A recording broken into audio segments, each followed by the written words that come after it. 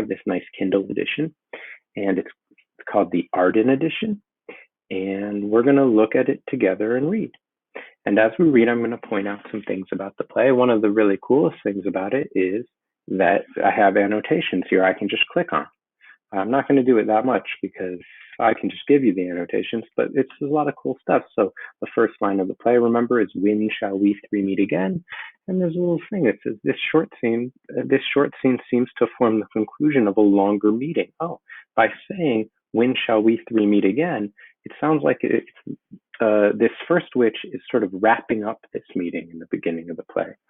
And I know that we read the first scene together, but I want to sort of just read the whole thing with you. So the first witch opens by concluding a meeting. We don't know when this is. It's sometime before the main action of the play begins.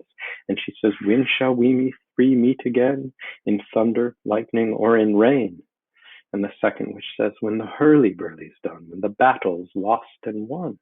And the third witch says, "That will be ere the set of sun." And so what's going on? She says, we're going to meet again.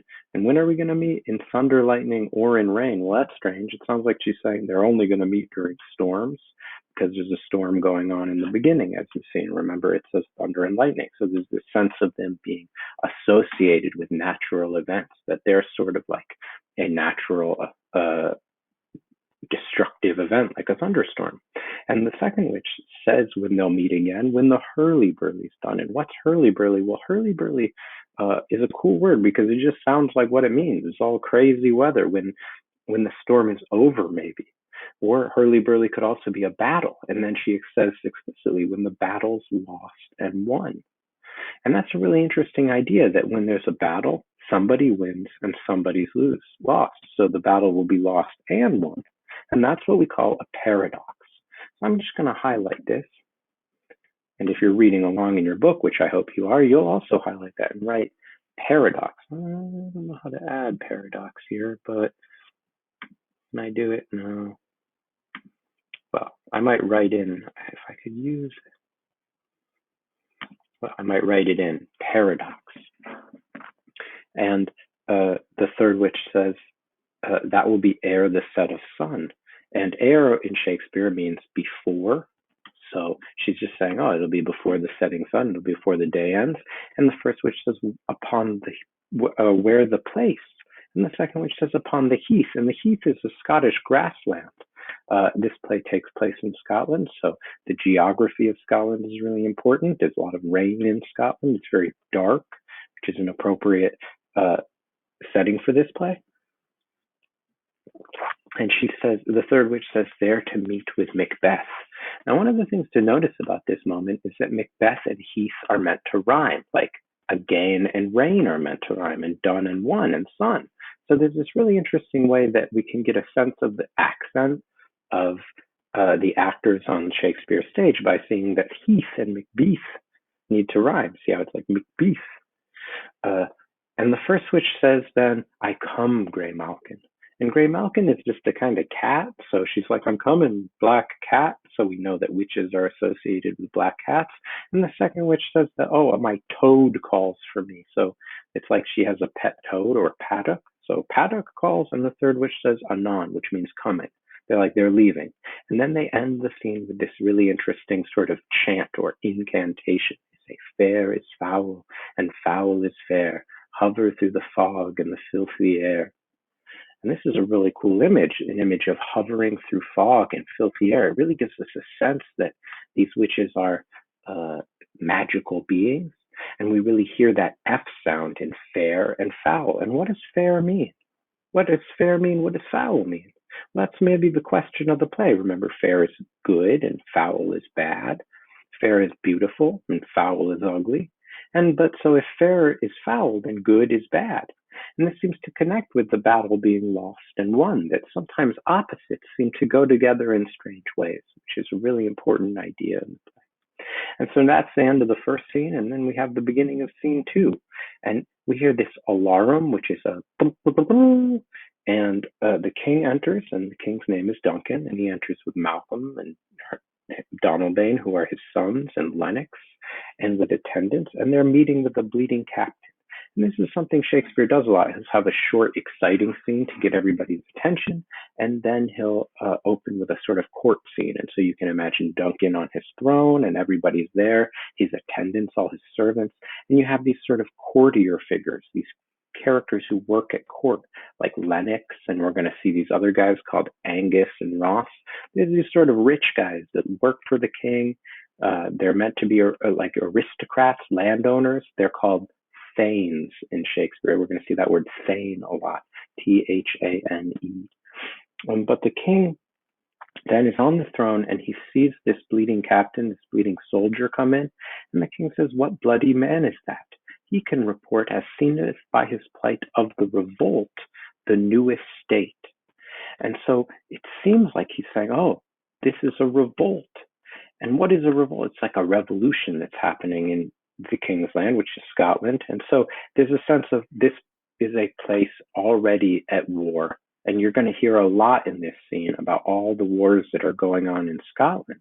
And of course, there's no internet. So the king needs a report. And so he just asks any soldier coming back. And so he asks, and Malcolm, his son, seems to know this guy, this captain. He says, "This is the sergeant who, like a good and hardy soldier, fought against my captivity." And this is interesting because Malcolm calls him a sergeant, which might be confusing because you thought he was a captain. Well, it turns out sergeant is just a sort of general term for soldier in Shakespeare. And then he says, and it also just, we learned that apparently Malcolm at some point was captive or almost captured by an enemy, and this guy saved him. So Malcolm knows this guy and knows he's a good guy. So he says, "Hail, brave friend." Like, this is someone we can trust. And that word hail is really important in the play.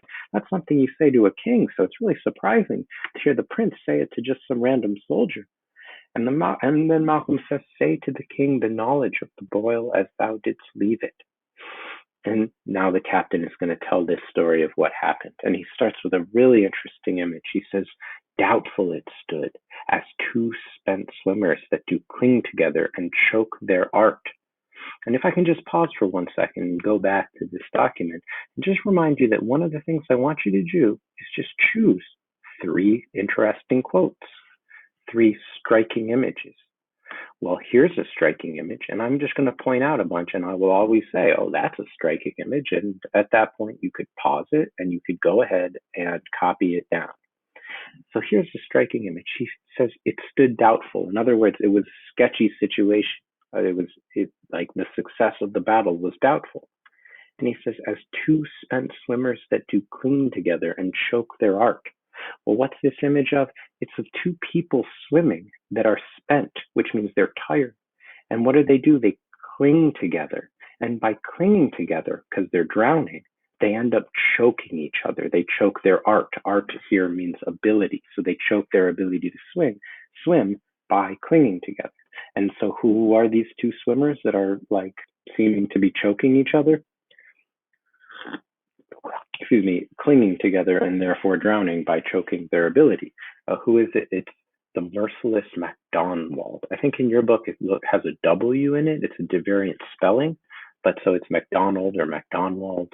And he says, "Worthy to be a rebel, for to that the multiplying villainies of nature do swarm upon him from the western isles of kerns and gallowglasses is supplied." So this first part of this sentence, we're learning about this guy MacDonald, who's a rebel, and he's very evil, because it says, "For that the multiplying villainies of nature," like all the evil stuff in nature that's multiplying, "swarm upon MacDonald." In other words, it's like all the evil in nature are like bugs, or like I get the image of bees or flies that are swarming on top of this guy that make him super evil.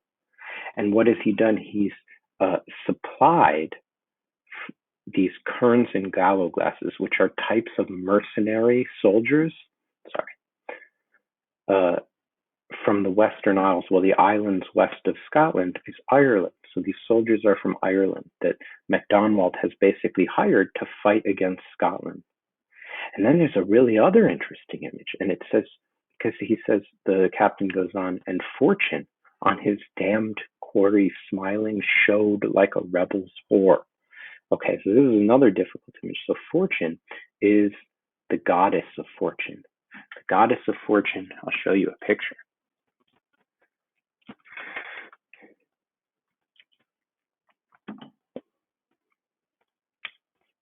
The goddess of fortune, Fortuna, she's depicted often blind and regal as a queen. Here's an interesting image of it. And the captain says that she is like a rebel's whore. She's like a prostitute of this rebel. Who's the rebel? Well, MacDonald. Why?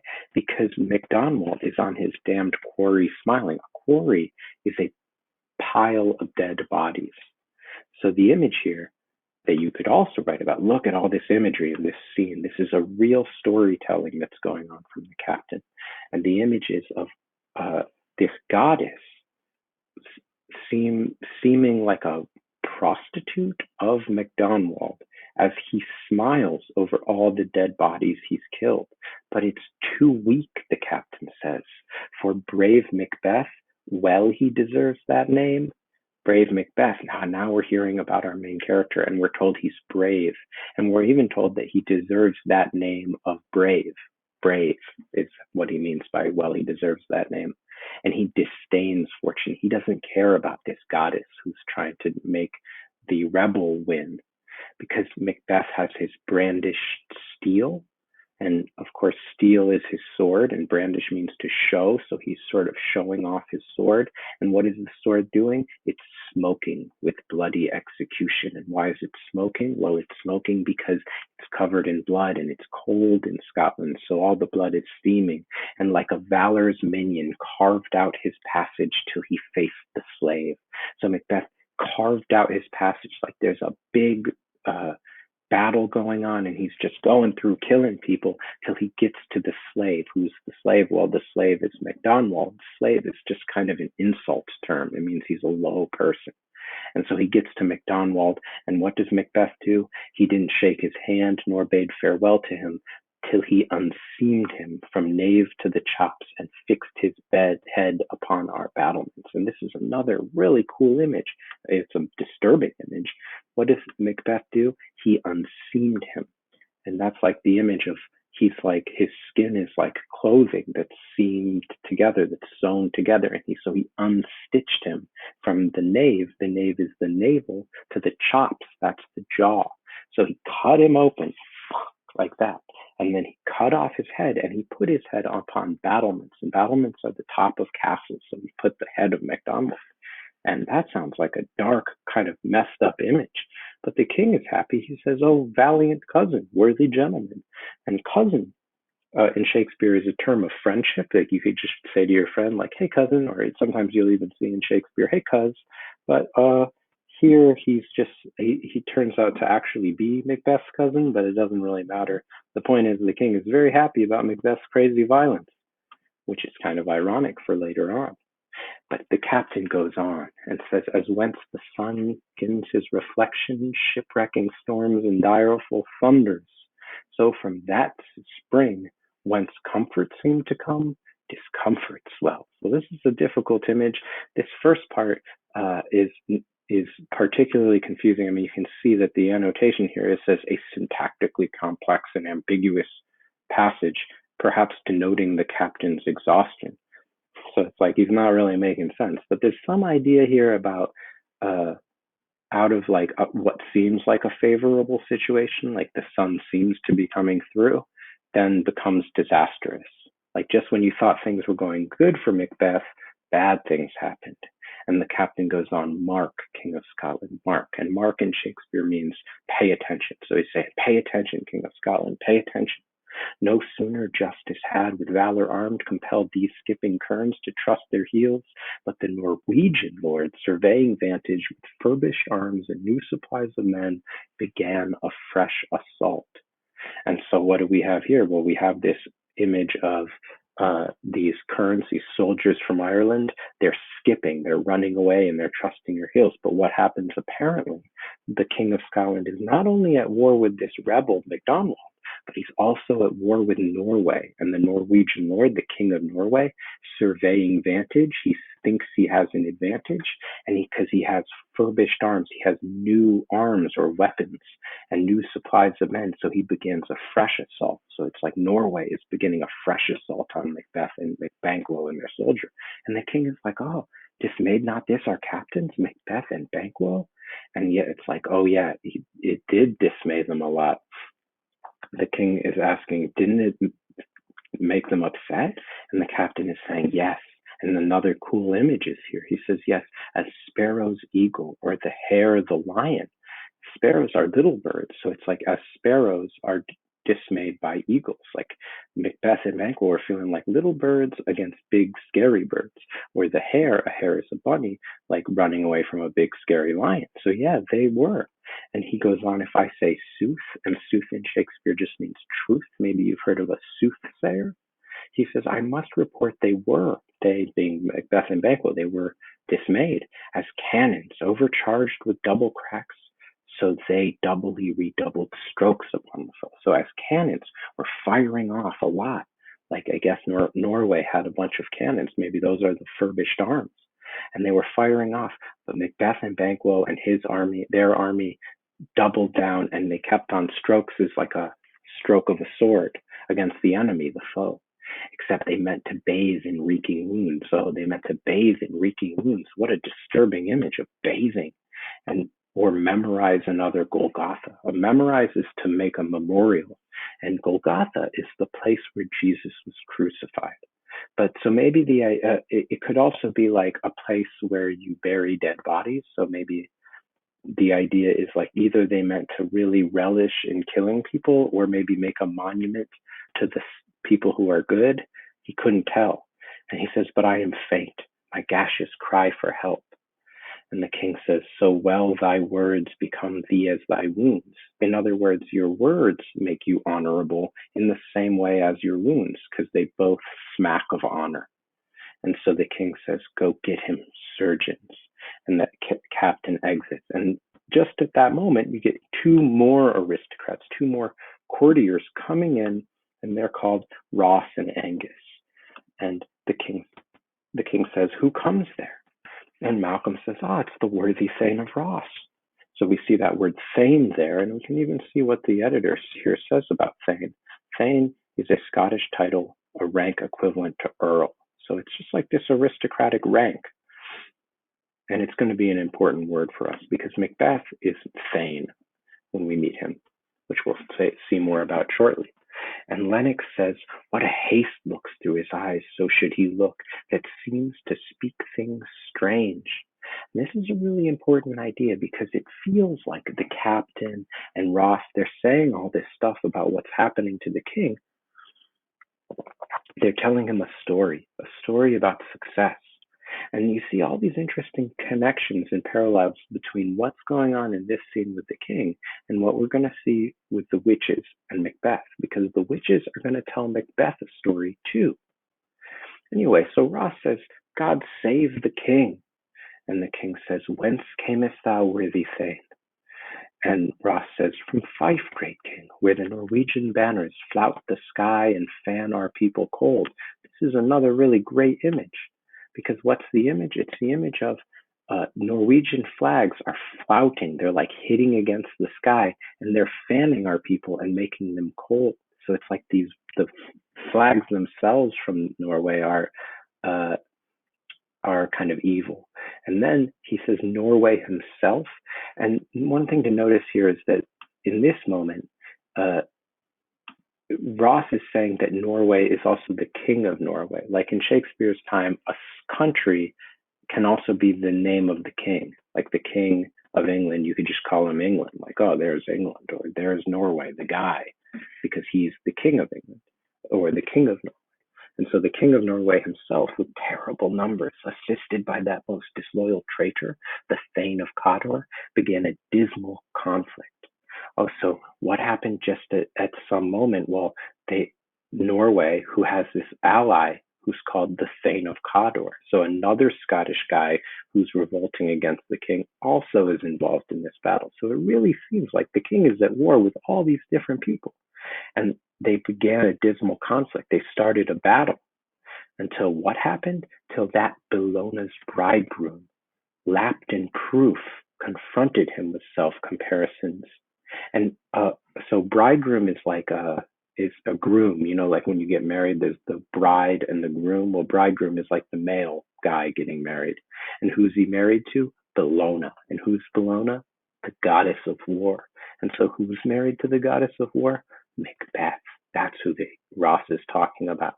And he says, Bellona's bridegroom, so Macbeth, lapped in proof, and lapped in proof means wearing armor, confronted Norway, or Thane of Cawdor, the Thane of Cawdor probably, with self-comparisons. In other words, he was just as strong as him, point against point, rebellious arm against arm, curbing his lavish spirit, and to conclude, the victory fell on us. So they fought, and Scotland won, and the king says, great happiness. And Ross says that now Swino, and apparently the king's name is Swino, this Norwegian lord guy, he craves composition, and this means he wants to make a peace treaty. But Ross says that they wouldn't deign him burial of his men till he disbursed at St. Combs Inch $10,000 to our general use. And this word dollar is actually a really surprising word.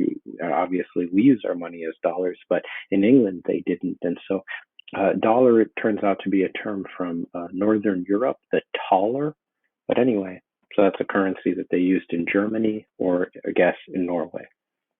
And so what is he saying? Well, Ross is saying that now Norway wants a peace treaty, and Ross is saying that they wouldn't even let him bury his men until he gave $10,000 to the king.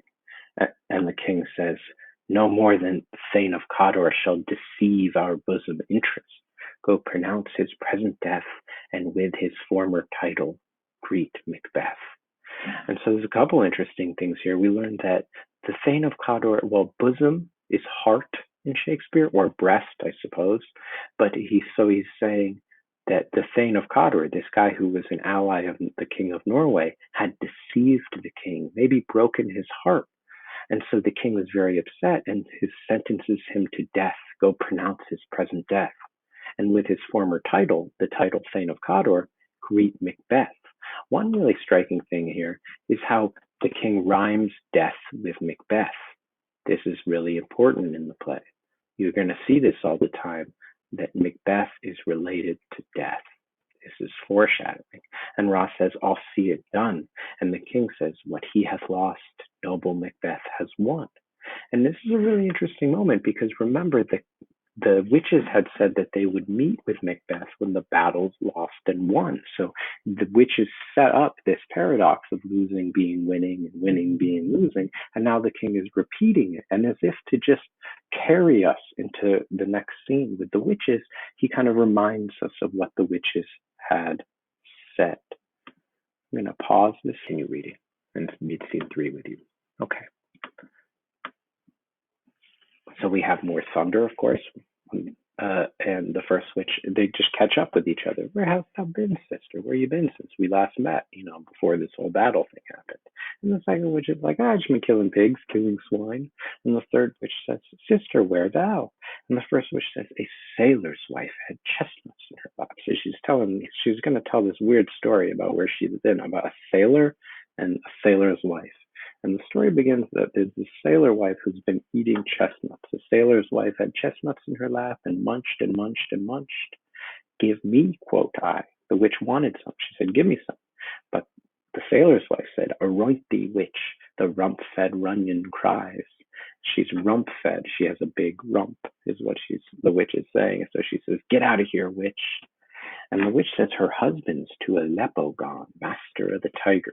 Master of the Tiger apparently is the name of a ship that carried sailors to Syria, which is where Aleppo is.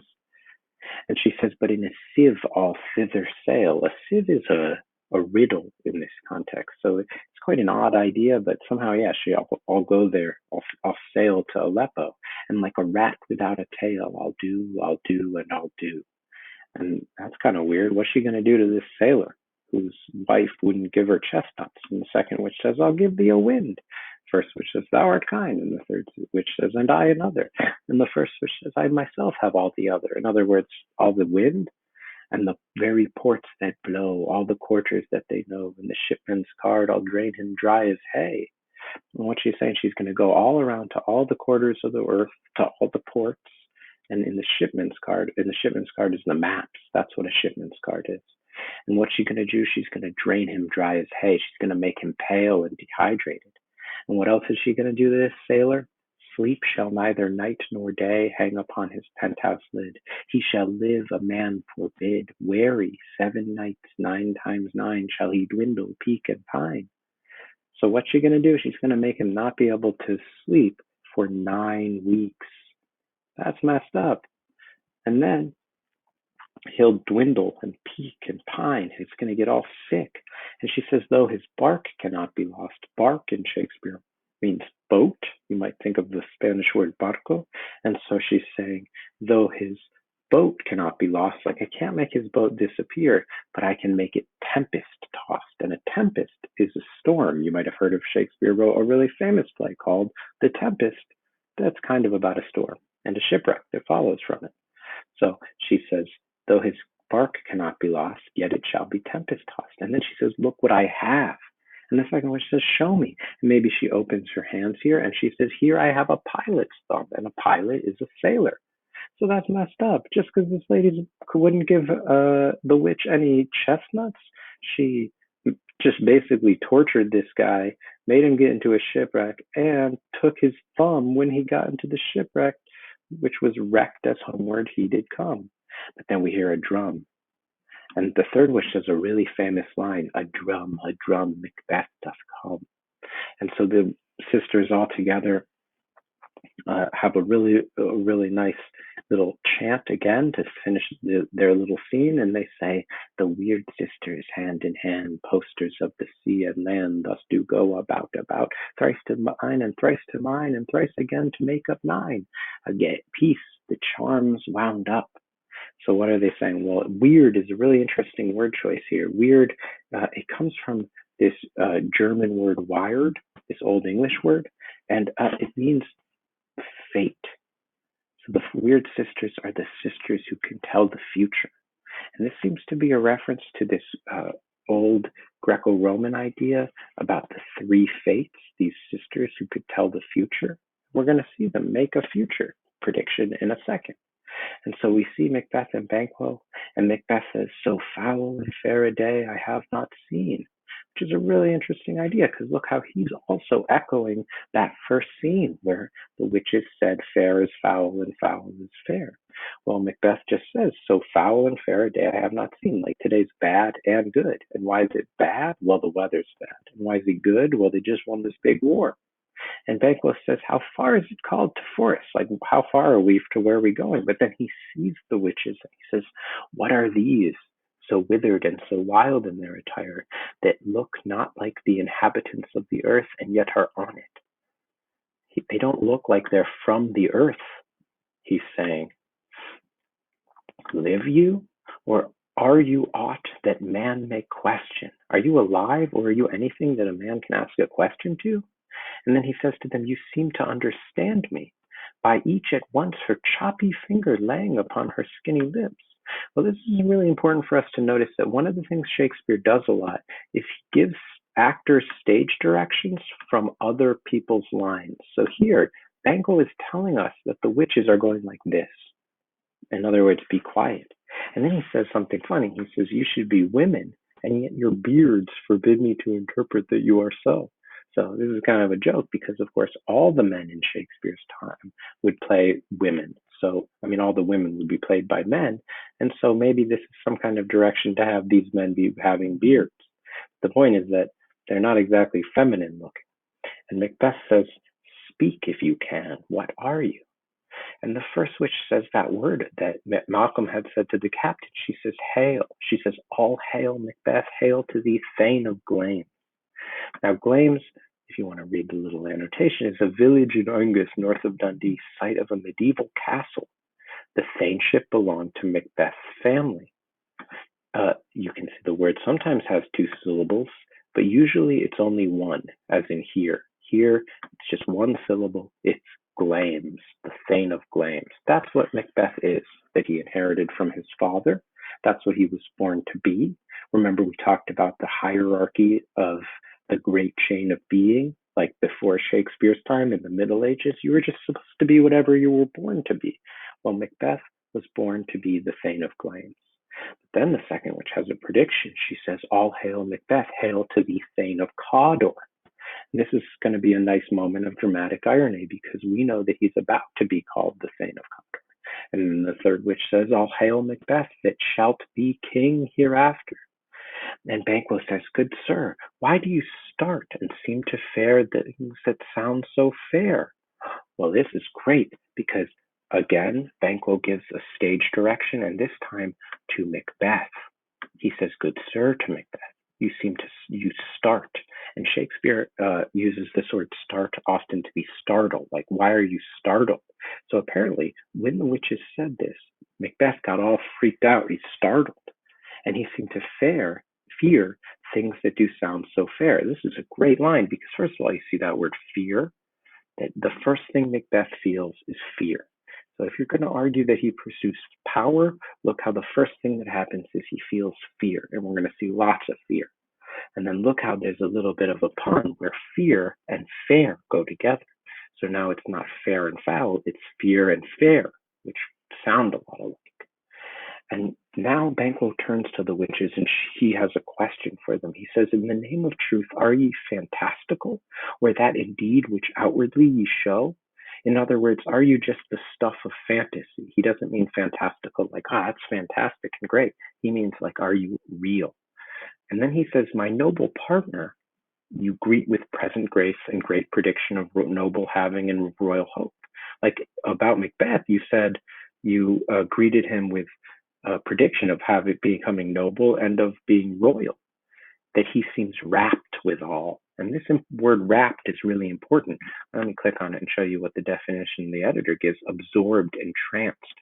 It's a really important word. It's like he's totally, the idea is that while Banquo is here talking, Macbeth is completely confused. But he says, Banquo says, "To me you speak not."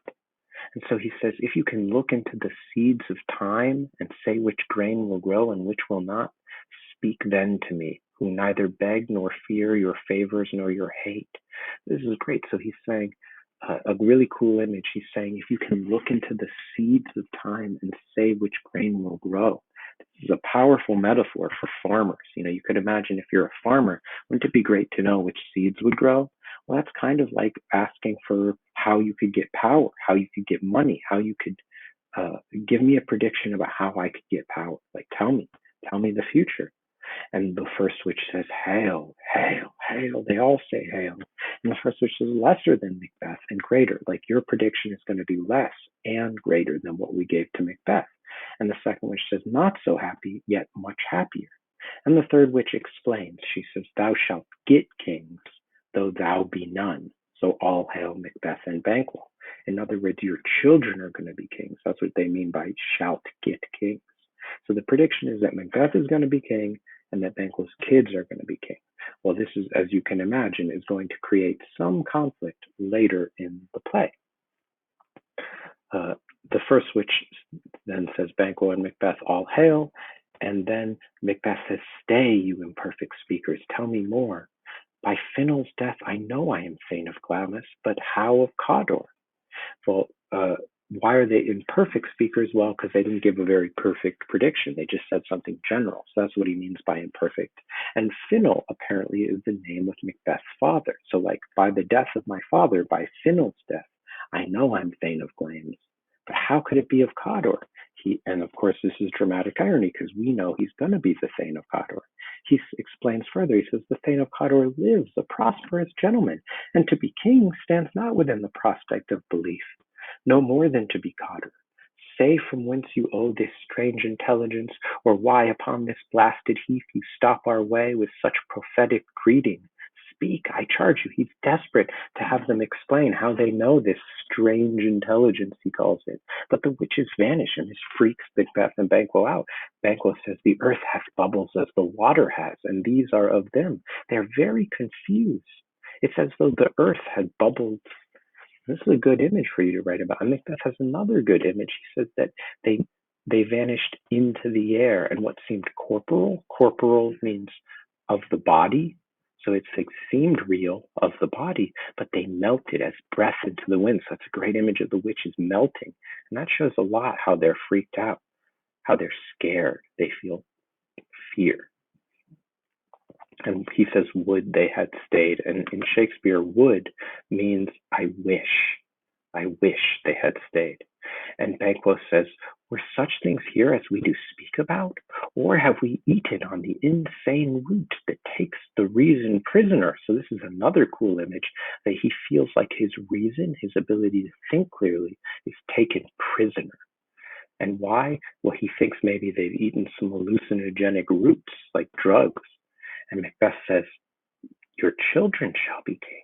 And Banquo says, you shall be king. This is really interesting. They're just sort of speechless. So they just repeat the predictions. And Macbeth says, and Thane of Cawdor too, went it not so?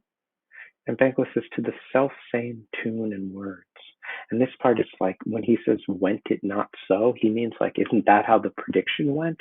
And Banquo responds as if it was like a song. Like, yeah, that's how it went. That was the tune and words of that song that the witches sang, if you will.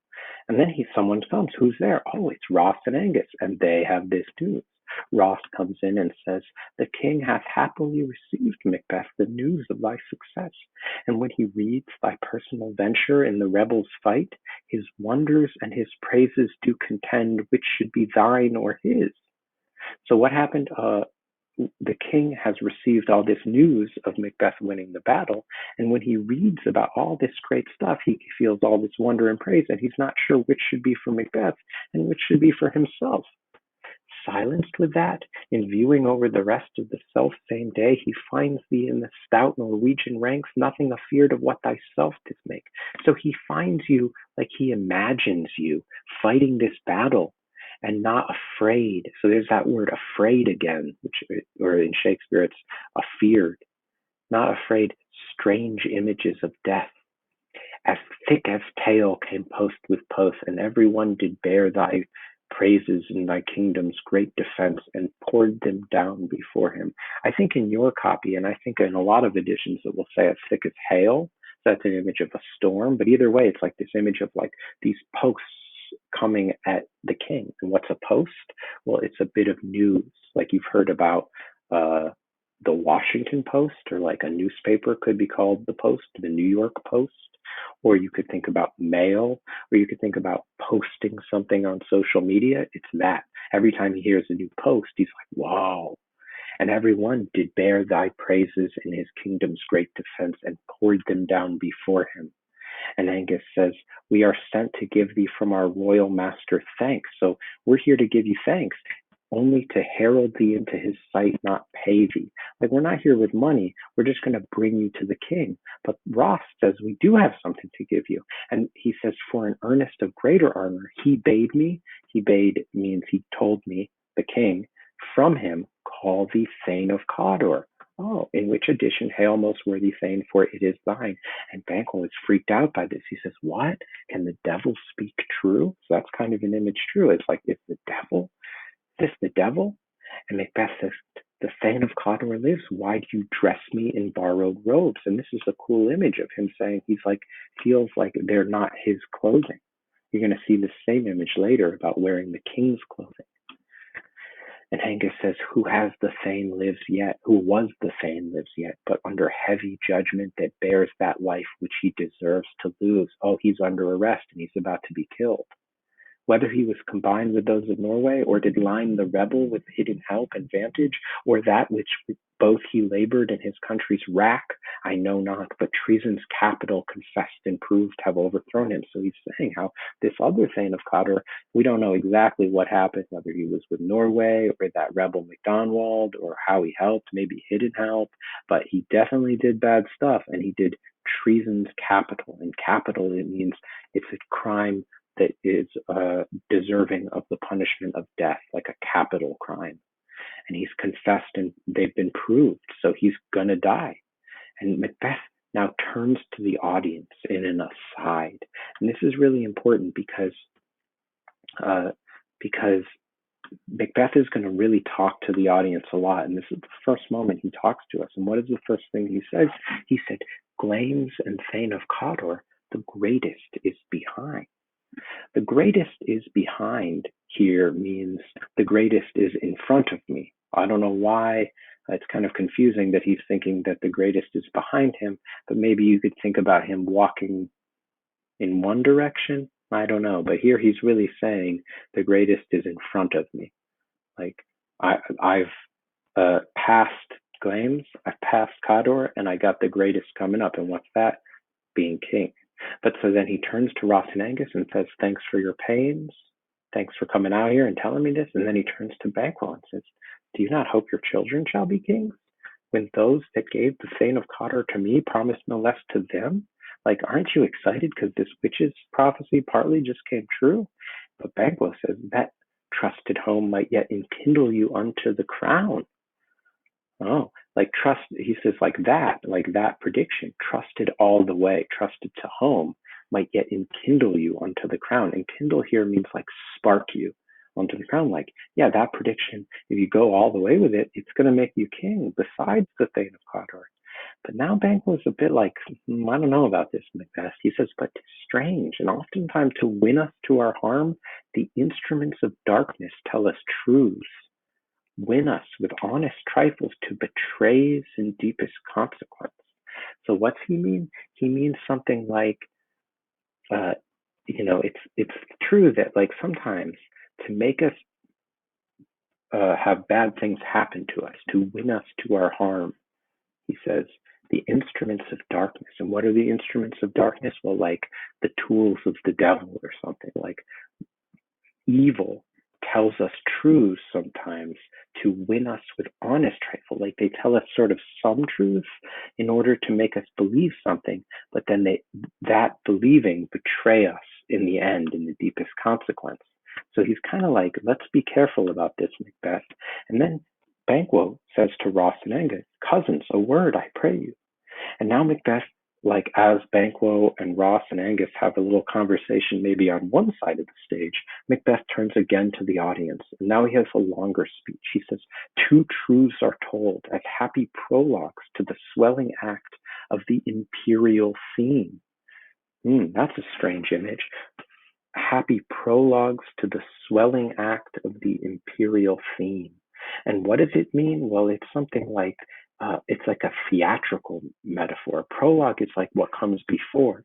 So he's saying that there's these truths that have been told before doing an action that is going to be related to becoming king. The imperial theme. Imperial is over related to the king.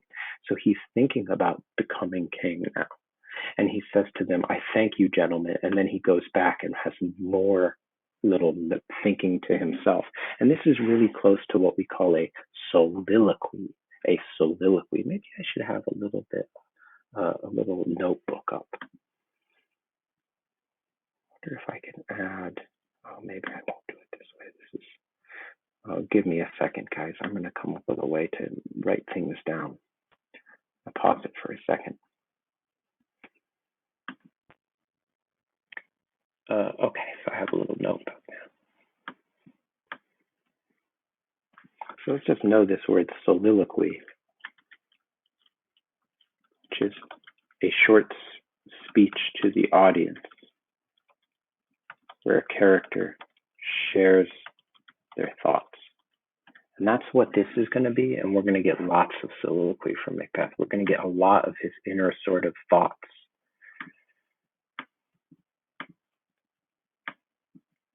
Sorry, I'll just keep this here. So he says this supernatural soliciting, and soliciting is like maybe to solicit is to ask. So he's saying that like these witches, their prediction, it's supernatural. It cannot be ill and it cannot be good This is kind of like how fair is foul and foul is fair, but it's the opposite. He's saying it can't be foul and it can't be fair. It can't be ill and it can't be good. So he explains, he says, if ill, if it's bad, why have they given me the earnest of success commencing in the truth? Why did I become Thane of Cawdor if this is bad? He says, I am Thane of Cawdor. But if it's good, he asks, why do I yield to that suggestion whose horrid image doth unfix my hair and make my seated heart knock at my ribs against the use of nature? Present fears are less than horrible imaginings. My thought, whose murder yet is but fantastical, shakes so my single state of man that function is smothered in surmise, and nothing is but what is not. Oh, what is he saying here? This is confusing.